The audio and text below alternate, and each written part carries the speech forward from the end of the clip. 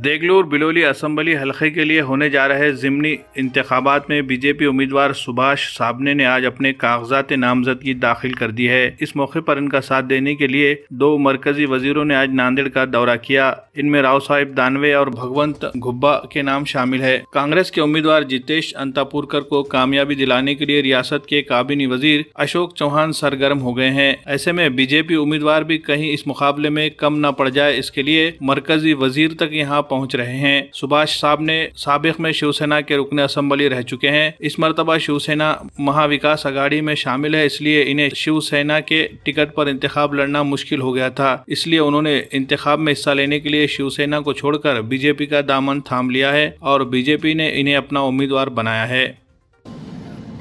भारतीय जनता पक्षाचे अधिकृत उमेदवार माजी आमदार सुभाषजी साबणे यांना भारतीय जनता पक्षाने उमेदवारी दिलेली आहे। त्यांचा उमेदवारी अर्ज दाखल करण्यासाठी मी स्वतः आमचे केंद्रीय राज्यमंत्री भगवंतजी खुबा,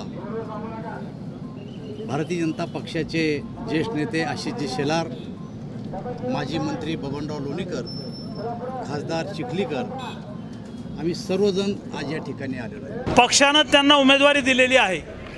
भारतीय जनता पार्टीचा प्रत्येक नेता, कार्यकर्ता, गाव पातळीवरचा बूथचा कार्यकर्ता या नांदेड जिल्ह्यातल्या देगलूर बिलोली विधानसभा मतदारसंघात विजय मिळवण्यासाठी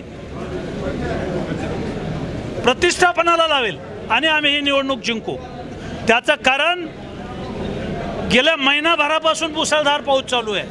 मांजरा, दुधना, पूर्णा, गोदावरी, संपूर्ण मराठवाड्याचं पाणी हे नांदेड जिल्ह्यात येतं आणि या पाण्यामुळं शेती वाहून गेली, पीक वाहून गेलं, जिल्ह्यातली काही माणसं वाहून गेली, जनावरं वाहून गेली, हाहाकार माजलेला आहे। नुसता नांदेडमध्येच नाही तर संपूर्ण मराठवाड्याची शेती उद्ध्वस्त झाली, शेतकरी देशोधडीला लागला। मात्र महाराष्ट्राचं ठाकरे सरकार आणि हे आघाडीचं सरकार कुंभकर्णासारखं झोपलेलं आहे।